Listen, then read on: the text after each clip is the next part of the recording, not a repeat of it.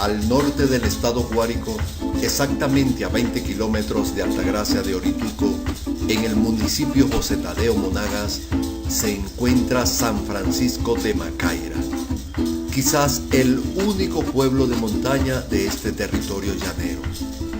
Tierra de sueños y realidades, cuna de grandes personajes, médicos, artistas, educadores, intelectuales, militares, licenciados, hasta un ministro y un gobernador ha tenido entre sus hijos predilectos. De aquel pueblo de casas coloniales, solo quedan unas cuantas que aún conservan ese estilo de techos hilados. Sus famosas ruinas se mantienen erguidas, testigo silente del pasar de los años. De este pueblo que se originó en Santa Águeda por el siglo XIX, se hace necesario recoger la memoria histórica de uno de sus personajes que quizás por su sencillez, imaginación, creatividad e inteligencia es el más importante de estos hijos pródigos nacidos en este lindo terruño. Un personaje a quien pintores brindaron su acuarela, escritores sus libros, cantores sus canciones y poetas sus poemas. Aquí tiene usted a Solito, el hijo de Soledad, aquí usted no da la vuelta como Solito la da. Buena doy, señores, yo me vengo a presentar, a que nadie da la vuelta como Solito la da.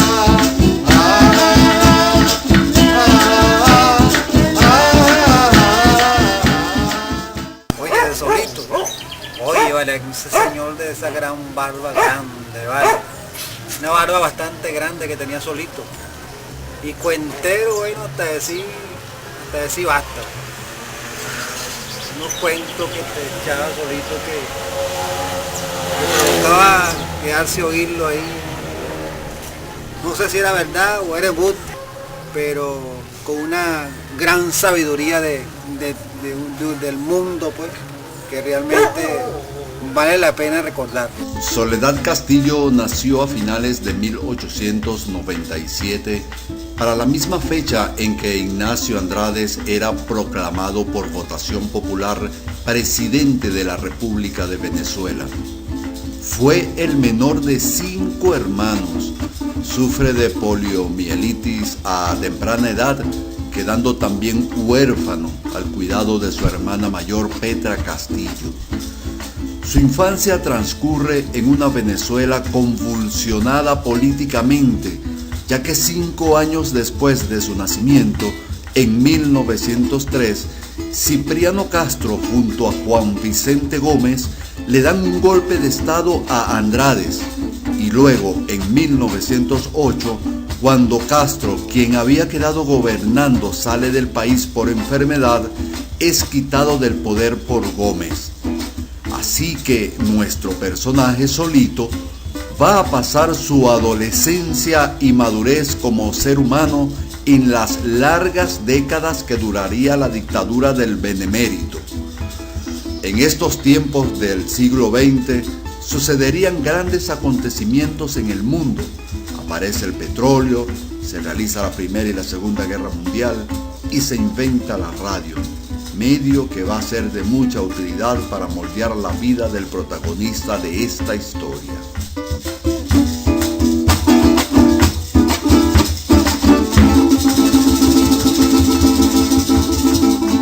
Soledad Castillo fue un tío mío que nació aquí en Macaira y lo conocimos ya viejo.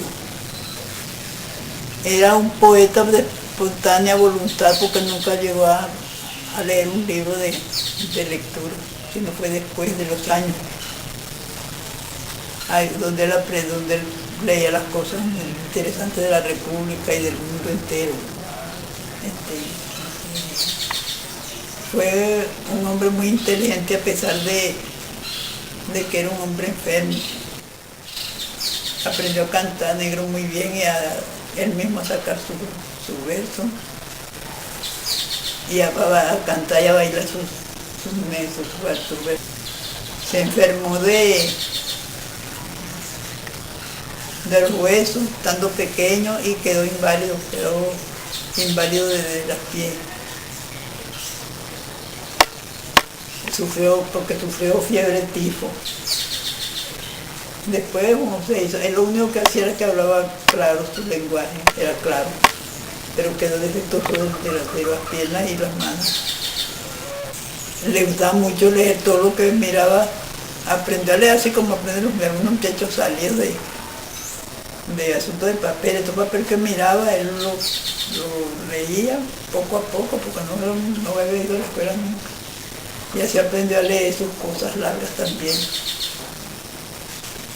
Él vivía junto con mi mamá, era hermano de mi mamá y se crió junto con todos. Nosotros nos criamos junto con él porque estábamos todos juntos en la misma casa. Todos nos criamos, los muchachos nos criamos todos junto con él y le teníamos mucho cariño y aprecio porque él nos cantaba las cosas de los negros de plaza.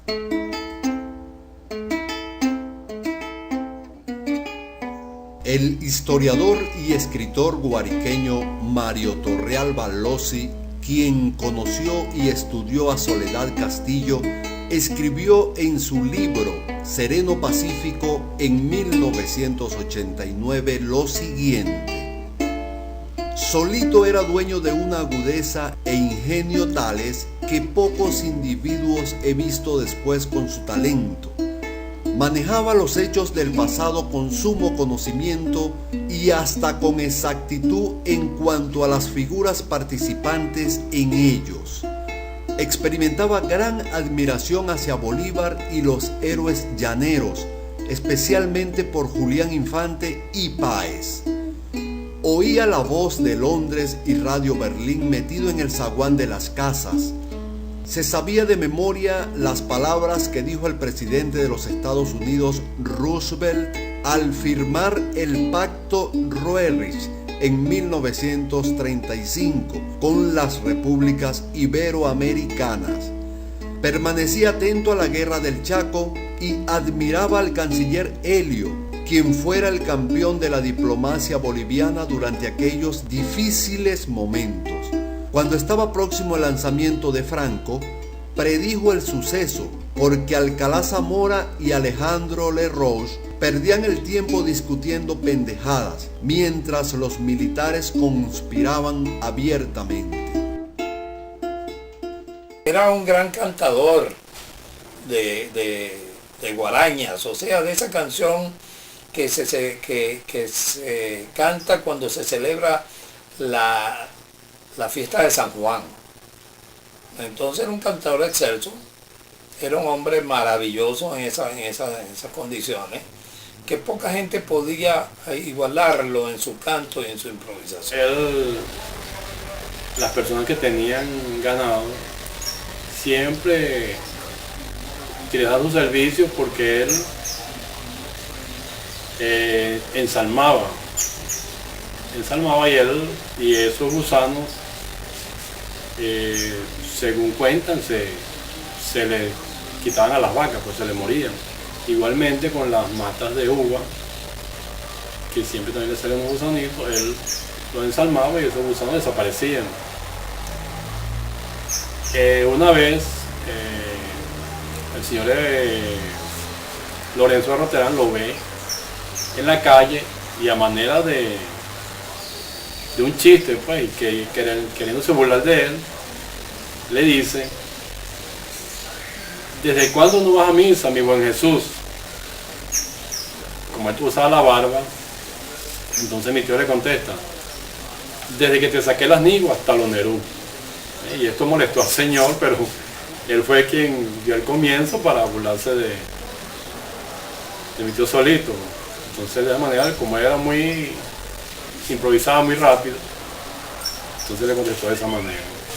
Una de esos cuentos, una de esas fantasías, era de un tal Montserrat, algo Montserrat, un apellido así como Montserrat, de un señor que supuestamente vivía por Villa Mercedes, por allí, por ese lado de Villa Mercedes. Él planteaba que ese señor era como un ladrón, él se escondía en esa zona, en Santa Águeda, en esa zona, y ese señor parece que robaba a los ricos para darle a los pobres. Entonces es probable que fuese así una historia de tipo Robin Hood, que él se había leído, porque también era un tipo que leía, un tipo culto. Solito era una persona que conocía a todas las familias de Macaira por sus nombres y apellidos y sus oficios. Tenía mucha memoria. En el invierno, comentaba con cierta solemnidad y autosuficiencia, el elefante vuelve a las regiones del sur. En su camino halla pendientes abruptas que escala perfectamente, desafiando la agilidad del hombre. Las selvas de Bascofú, donde Didesa arroja por el lado izquierdo en el Nilo Azul, y esta comienza su gran curva hacia el norte, atraen al elefante. Centenares de árboles caen al suelo y el elefante come los eglis, cuyo pequeño fruto azucarado es una delicia para su paladar.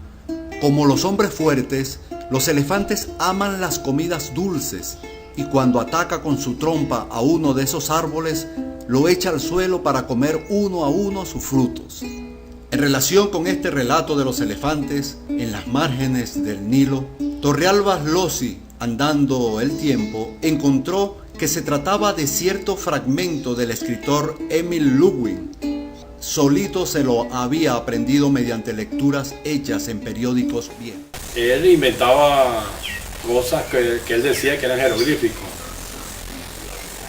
Se colocaba, por ejemplo, un pedacito de monte en la mano. Entonces él siempre nos preguntaba que qué significaba ese jeroglífico, como él lo llamaba. Al cabo del tiempo, cuando no le respondíamos, él nos decía que era Montevideo. Montevideo, por eso ponía el monte, Montevideo. Entonces así él decía que era un jeroglífico.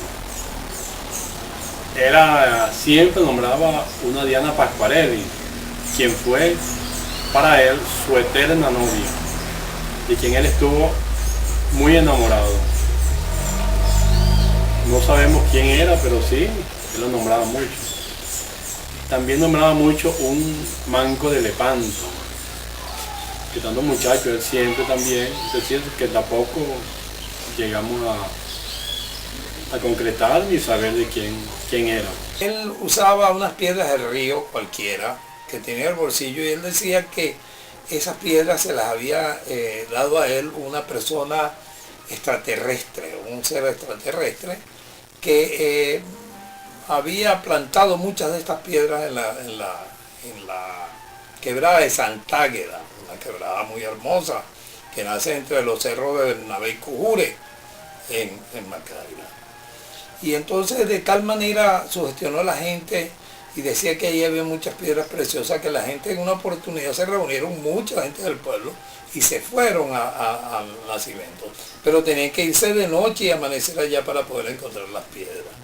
Y así lo hicieron muchos, llegaron cansados, iban mujeres, hombres, niños, de todo, unos a caballo, otros a pie. Tomaron café, echaron chistes, se echaron un trago.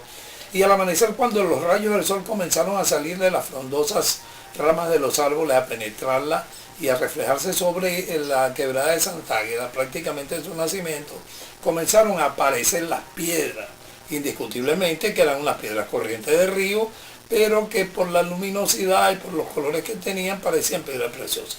Muchos llenaron sus alforjas de piedra y se vinieron, pero al aclarar totalmente el día se dieron cuenta que estaban cargando con un material sin ningún valor. Y por supuesto que buscaron a Solito algunos y le reclamaron. Solito, que era un hombre preparado para todas esas circunstancias, sacó de su bolsillo unas piedras de río, y le dijo: claro, ustedes no encontraron las piedras, mire donde yo tengo las piedras, estas son las piedras verdaderas. Y claro, todo el mundo vio que eran unas piedras de río, normales y corrientes, como lo que ellos habían recogido y habían botado. Y le dijeron: pero bueno, chicos, Solito, ¿no vas a seguir tomando el pelo? Esas son unas piedras cualquiera, unas piedras de río. Y él le dijo: claro, para ustedes son unas piedras de río. Porque el problema con esto es que para poder ver las piedras como realmente son, piedras preciosas, hay que tener el alma limpia. Y ustedes lo que van a ver una piedra de río porque no son capaces de ver una piedra preciosa, una piedra de otro planeta, una piedra traída por seres extraterrestres, porque no tienen el alma pura. Ese era Solito. Bueno, esos son relatos y cuentos que los niños los oyen con los mayores y eso va creando un ideario, un imaginario y eso es importante porque es el discurso y el discurso oral que ayuda a mantener pues una historia, unas costumbres, unos arraigos. Yo particularmente creo que en eso radica la importancia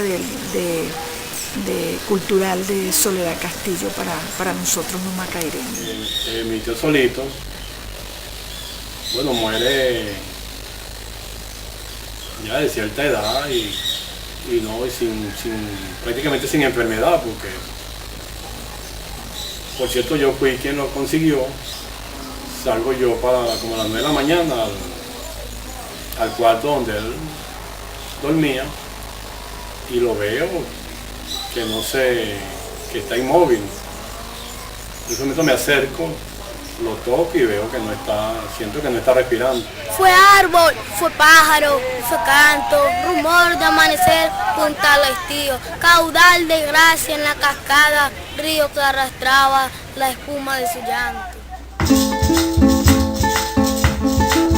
Fue rama sin verdor por su quebranto, eje y centro de sólido albedrío, tanto que ni el dolor rindió a su brío a lo largo del tiempo que amó tanto.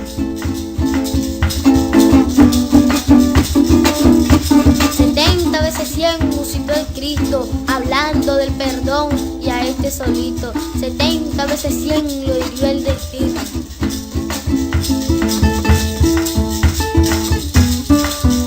Bendiga el cielo en su mayor grandeza, la tierra que le cubre y de maleza libre después de muerto su camino.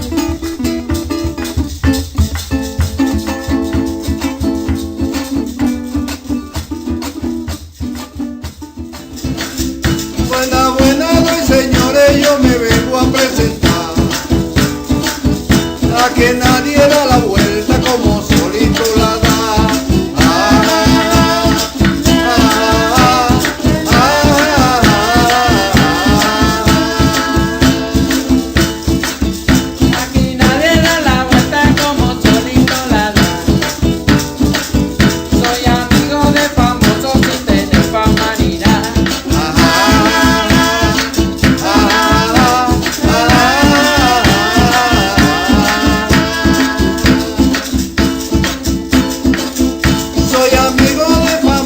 Sin tener fama ni nada,